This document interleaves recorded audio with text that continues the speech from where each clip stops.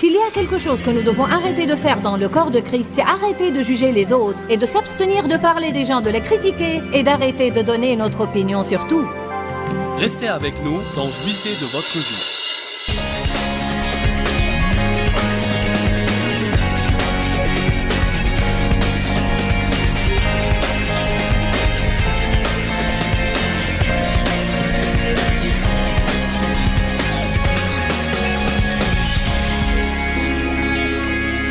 J'ai l'onction d'étudier et parfois j'étudie vers 6 ou 7 heures par jour.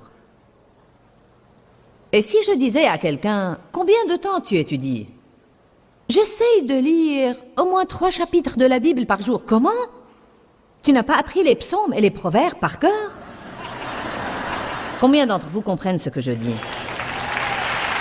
Paul nous a dit dans Romains 12 que les choses que nous pouvons faire et qui sont faciles pour nous sont des dons de grâce que nous avons reçus dans notre vie et que nous ne pouvons pas comparer les autres à nous et les pousser à se sentir coupables parce qu'ils ne font pas ce que nous faisons.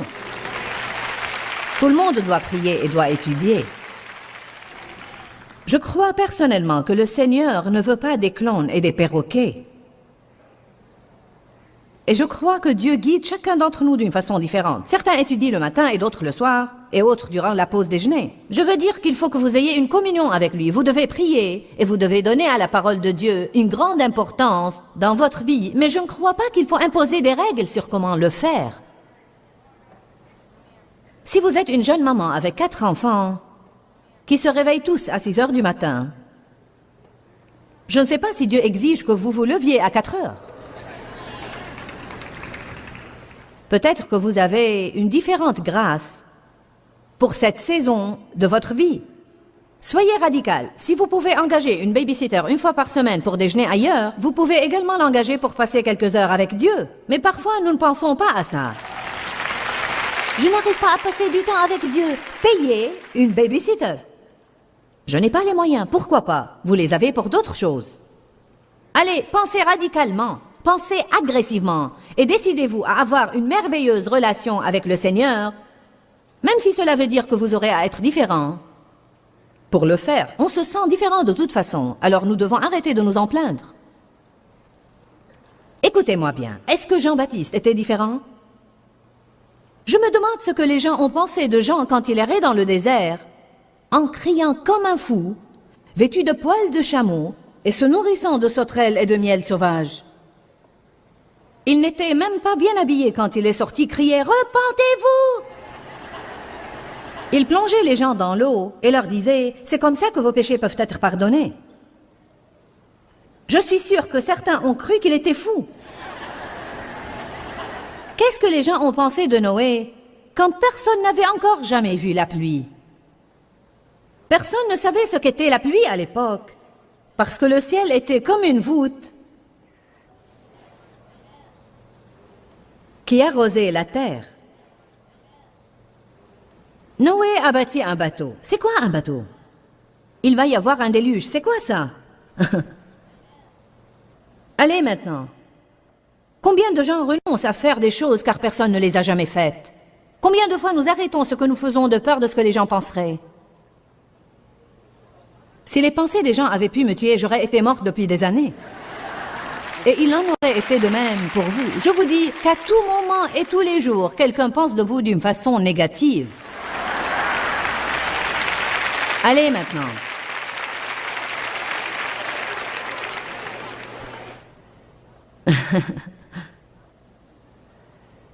Que dire d'oser? Dieu lui a dit d'épouser une prostituée pour que cela serve d'exemple aux nations. Qu'ils étaient adultères spirituellement et d'avoir des enfants d'elle et que chacun d'entre eux allait être un exemple. Et quand elle est allée commettre l'adultère, le Seigneur a dit à Osée, va, reviens à elle pour montrer que j'accepterai mon peuple, quoi qu'il aurait fait, s'il change d'attitude et me sert. Je suis contente de ne pas avoir à être un tel exemple. Je me demande ce que les gens ont pensé d'Osée. Que dire de Jérémie? Il tempêtait tout le temps. Et il pleurait tout le temps et mettait les gens en garde de leurs péchés. Je suis sûre que les gens en ont eu marre de l'écouter. Qui ici a compris ce que j'ai dit? Vous savez quoi? Pierre était un peu bizarre. Il a dit, « Oh Jésus, je veux marcher sur l'eau comme toi. » Et les autres disciples pensaient, « Oh !» Et quand Jésus a dit, « Suivez-moi », et ils ont tous laissé des métiers lucratifs derrière eux, je me demande ce que leurs femmes ont pensé. Je me demande si elles les ont grondés quand ils sont rentrés chez eux. « Tu as fait quoi? Tu vas t'absenter pour combien de temps? Et avec qui? »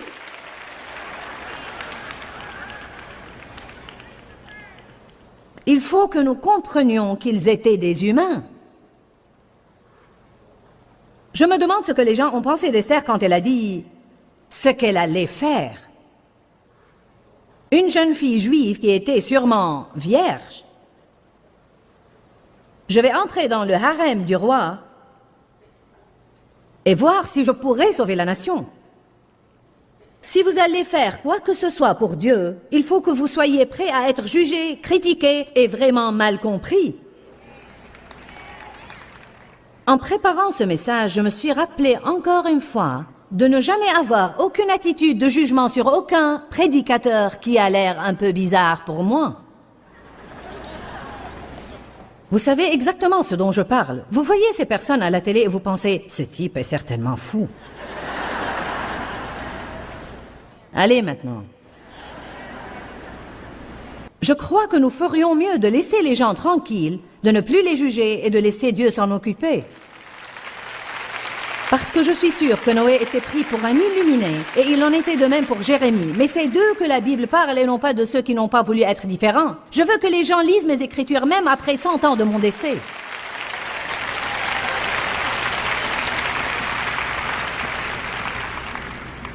Noé a osé être différent. Il a osé faire plaisir à Dieu et non pas aux hommes. Il a osé sacrifier sa réputation. Il a osé être mal compris. Il a osé être seul.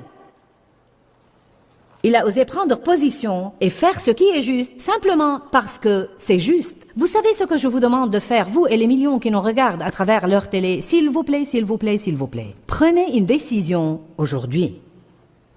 Choisissez aujourd'hui qui vous voulez servir. Mais Josué a dit, « Moi et ma maison, nous servirons l'Éternel seulement. » Faites ce que vous voulez, mais c'est ce que je vais faire. Vous savez pourquoi vous avez à prendre vos propres décisions? Parce que la Bible dit dans Romains 14 que toute personne va se tenir devant Dieu pour rendre compte pour elle-même. Quand je me tiendrai devant Dieu, il ne va pas m'interroger au sujet de Peter, ni m'interroger au sujet de Dave, mais il m'interrogera sur des choses me concernant. S'il y a quelque chose que nous devons arrêter de faire dans le corps de Christ, c'est arrêter de juger les autres et de s'abstenir de parler des gens, de les critiquer et d'arrêter de donner notre opinion sur tout. Nous devons nous défendre l'un l'autre et nous protéger l'un l'autre et nous devons apprendre à croire le meilleur. Allez maintenant. Tu aimeras l'Éternel ton Dieu de tout ton cœur, de toute ton âme et de toute ta force, et tu aimeras ton prochain comme toi-même. Recevez son amour et transmettez-le aux autres. Nous entravons l'esprit si nous ne pensons qu'au fait que, eh bien, Dieu m'aime et moi je l'aime, Dieu m'aime et moi je l'aime. Non, nous avons à aimer les autres. Vous ne m'aimez pas si vous partez d'ici aujourd'hui et commencez à me critiquer et me juger. Vous ne m'aimez pas si vous partez et vous dites « Je crois que la réunion était trop longue. Je crois que la musique était trop haute et les lumières trop fortes. Je ne crois pas que Joyce est censé porter un pantalon en prêchant. » Ou quoi que vous vouliez penser. Allez maintenant.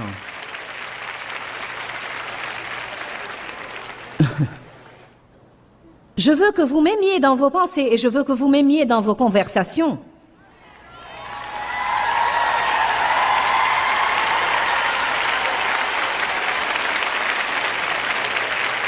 Non seulement ça, rappelez-vous que Marc 4 dit que quand une graine est semée dans nos cœurs, Satan vient immédiatement et essaye de l'enlever. Vous savez de quoi il se sert? De l'offense. Si vous écoutez la parole de Dieu et vous permettez à quelque chose de vous offenser et vous vous retrouvez vexé et en conflit, alors vous avez perdu votre temps. Parce que vous n'avez rien reçu.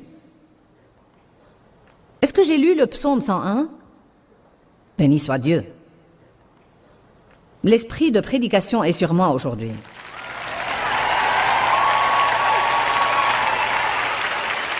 J'aime tellement la parole que je n'arrive pas à y résister. Je ne peux pas vous dire combien j'aime ce que Dieu a fait dans ma vie à travers sa parole. Merveilleux, tellement merveilleux.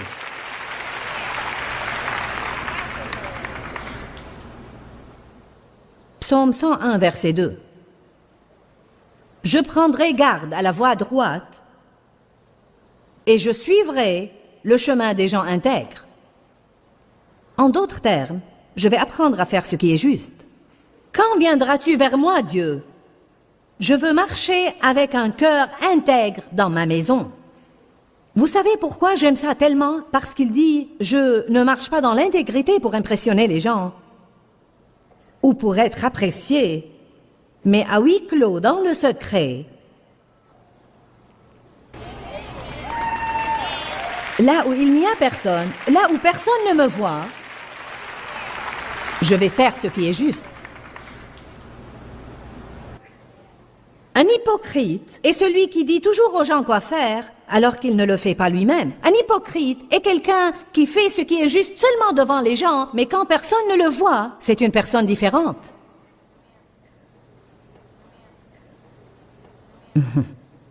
Vivez droitement devant Dieu. Je suis responsable devant lui, pas vous.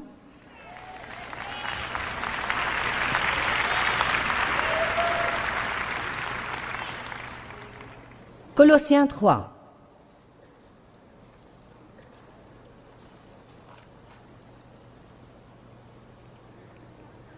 Je veux que cette prédication vous incite à prendre une décision. Je veux que toutes les personnes qui nous regardent dans le monde entier, en Chine, en Russie, au Brésil, en Afrique, en Inde, ici en Amérique centrale, au Canada, en Angleterre, en Australie et en Nouvelle-Zélande, je veux que ceux qui nous regardent dans le monde entier, je veux que vous preniez une décision aujourd'hui de vivre votre vie devant le Seigneur pour glorifier Dieu et non pas vivre votre vie pour impressionner les gens.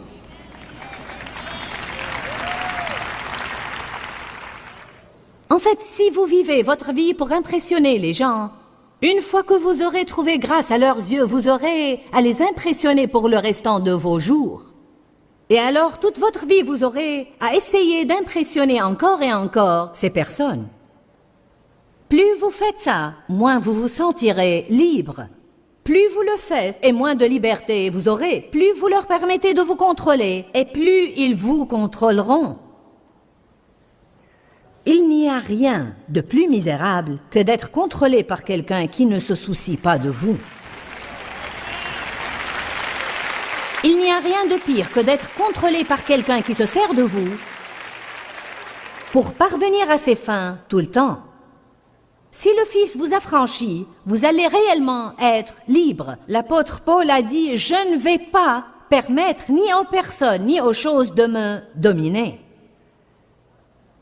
Pourtant, il a dit en même temps qu'il était libre de servir les gens, qu'il pourrait choisir volontiers de faire tout ce qui est mieux pour les autres. Mais il a dit, ce serait mon choix, pas le vôtre. Je vais le faire parce que je suis guidé par le Saint-Esprit et non pas parce que je suis forcé par des humains.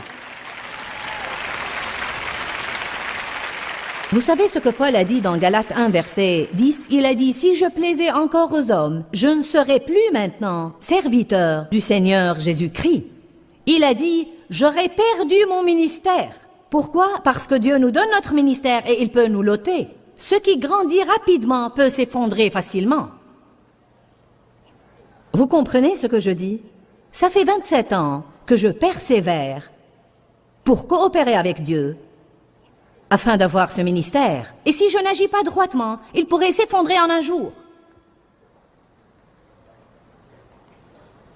Ça crée en moi une crainte révérentielle et nous devons tous l'avoir. Combien d'entre vous croient qu'il faut que nous ayons la crainte de Dieu en nous? Je ne veux pas la colère de Dieu. Je ne veux pas l'entendre me dire « malheur à toi ». Je n'ai jamais compris qu'est-ce que c'est que ce malheur, mais je ne veux pas l'expérimenter.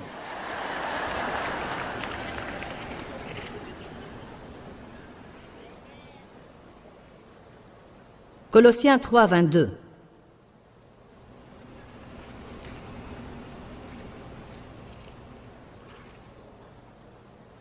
Serviteurs, obéissez en toutes choses à vos maîtres selon la chair. Reformulons ça. Employés, obéissez à vos patrons. Ça pourrait même signifier femmes, obéissez à vos maris. Vous êtes très silencieux. Si vous pensez que cette réaction m'a encouragée, vous avez tort. Vous savez ce qui m'a aidé à être soumise à mon mari? En fait, ça ne m'intéressait pas du tout de faire ce que les autres me demandaient de faire. Je ne savais même pas écrire le mot s'adapter, à plus forte raison l'appliquer.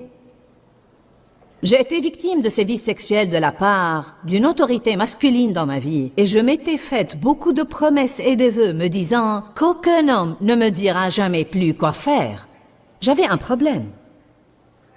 Un problème sérieux. Et maintenant, je suis une femme soumise, avec une bonne attitude.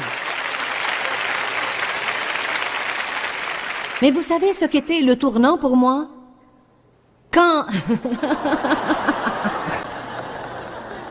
Dis-le vite! Vous savez ce qu'était le tournant pour moi? Quand j'ai vu que la Bible disait que la femme doit obéir à son mari et être soumise à son autorité comme au Seigneur. Je me rappelle que j'ai dit au Seigneur un jour, comment tu t'attends à ce que je fasse tout ce que mon mari me demande de faire tout le temps? Comment tu t'attends à ce que je lui obéisse alors que je ne suis pas d'accord avec lui? Et le Seigneur a répondu, je ne te demande pas de le faire pour lui, je te demande de le faire pour moi. Je te demande de le faire pour le royaume.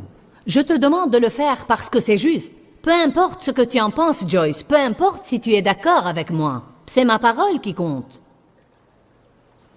J'ai finalement compris que je n'allais pas avoir l'onction sur ma vie. Je n'allais pas avoir cette onction qui change la vie des personnes partout dans le monde si dans le secret à huis clos,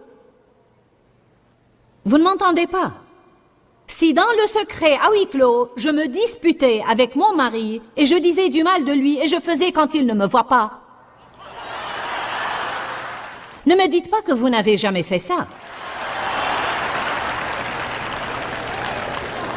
Ou quand il sortait de la chambre, je disais « Oui chérie, oui chérie, oui chérie, oui chérie. Tu crois que tu es intelligent et que tout le monde est... » Eh bien, qu'il ne m'ait pas vu, Dieu m'a vu et je suis censée lui obéir comme au Seigneur.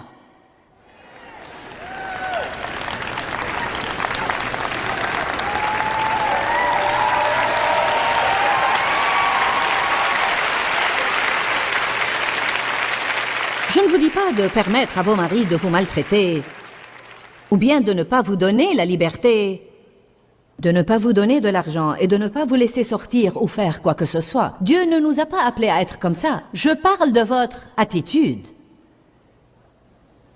Je parle de l'ordre. Et que les gens diffèrent. Et quand deux personnes ne se mettent pas d'accord, il faut que quelqu'un prenne une décision finale. Et croyez-moi, ça ne va pas toujours être vous ou moi. Je dois apprendre à accepter ça. Alléluia.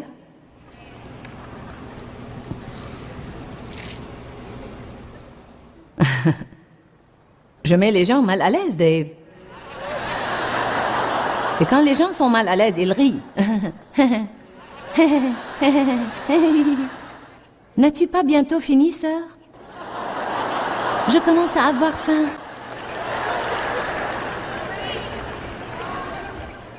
Je vous dis ceci pour votre bien. Pourquoi ce que vous faites chez vous dans le secret à huis clos m'importerait-il personnellement? Ça m'importe seulement parce que je veux vous aider et je sais ce que Dieu veut faire dans votre vie et je sais que si vous n'apprenez pas à être soumis à l'autorité ordonnée par Dieu dans votre vie avec une bonne attitude, vous donnerez accès à Satan dans votre vie et il vous privera de tout ce que Dieu veut que vous ayez. Nous ne pouvons pas avoir un esprit de rébellion et être bénis. Je crois vraiment que le Seigneur était en train de parler à beaucoup de personnes d'entre vous aujourd'hui. Mais afin que vous fassiez ce que Dieu vous dit de faire, il faut que vous trouviez le courage de faire un pas de foi et d'être un peu différent de ce que vous connaissez ou peut-être de faire des choses que personne n'est en train de faire. En fait, j'ai ouvert ma Bible sur Matthieu 14 pour voir le passage dans lequel Pierre